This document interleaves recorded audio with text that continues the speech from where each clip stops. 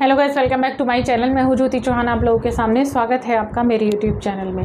तो देखिएगा, आज मैं आप लोगों के साथ बात करने जा रही हूं क्योंकि काफ़ी सारे रिक्वायरमेंट थी डीएसएसबी के एग्ज़ाम को लेकर। डीएसएसबी का एग्ज़ाम जो कि निकट है, यानी अगस्त के लास्ट में है, और इस एग्ज़ाम को के लिए बहुत समय से आप लोग वेट कर रहे थे। फाइनली वो एग्ज़ाम होने जा रहा है।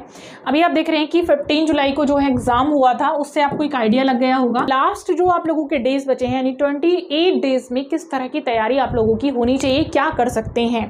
सबसे पहली चीज़ है, आप लोगों ने सब पढ़ रखा है।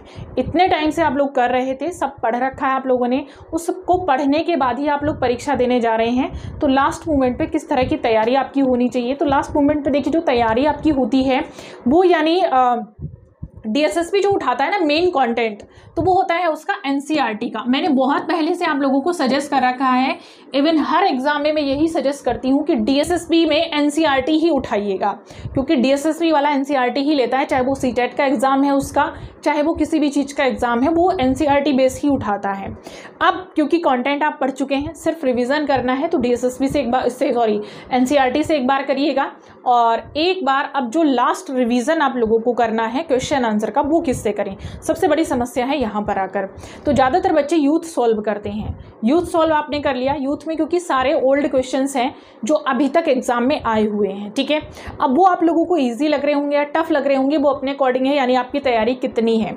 उसके बाद आपको क्या करना है, जो कि मैं भी करा रही हूँ। अभी सुबह में आप लोगों ने देखा, रेगुलर मैं 10:30 बजे क्लास लेती हूँ। गोस्वामी जी की बुक है, बहुत अच्छी है। ये वाली जो बुक्स हैं ये सुबह में मैं करा चुकी हूँ। तो भाग इसका 1 और 4 मैं करा चुकी हूँ, जो कि मोस्ट इम्पॉर्टेंट है आप लोगों के एग्ज़ाम के लिए, डीएसएसबी के एग्ज़ाम के लिए। इसका ये वाला पार्ट यानी कि 3rd पार्ट मैं करा रही हूँ, और ये वाला पार्ट यानी कि 2nd पार्ट है, ये आप लोग कर लीजिएगा। या जो सुबह में करा रही हूँ वहाँ पर भी ज्वाइन हो जाइए, खरीद सकते हैं तो खरीद लीजिएगा, बहुत अच्छा है। बाकी इसमें सारे ईयर्स के सारे क्वेश्चन पेपर हैं, इसमें जो यूजीसी नेट में आते हैं वो भी दिए हुए हैं, ठीक है। एक चीज़ और मैं यहाँ पर बता देती हूँ डीएसएसबी वाले स्टूडेंट्स के लिए, जो आप लोगों की कुछ ऐसा कंटेंट इस बार दे रखा है उन्होंने, क्योंकि सिलेबस दिया है। यानी जैसे कि आप लोगों का चीन जापान की आर्ट है, ठीक है, तो उस कंटेंट को लिए आप लोग रीता प्रताप की बुक ले लीजिएगा। उनकी एक बुक आती है, ठीक है, चीन जापान की कला के लिए, आप लोगों को अमेज़ोन पर मिल जाएगी, वहाँ से आप उसको तैयार कर लेंगे।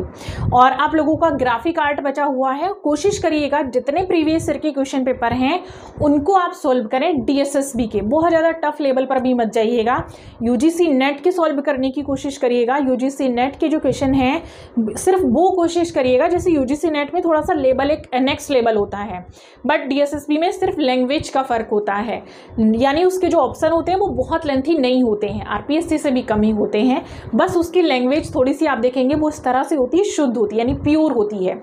तो कोशिश करिएगा अब आपकी जो लास्ट स्टेज है उस लास्ट स्टेज में ज़्यादा से ज़्यादा प्रैक्टिस हो, और वो ऐसी लैंग्वेज के साथ हो जो लैंग्वेज डीएसएसबी में इस्तेमाल की जाती है।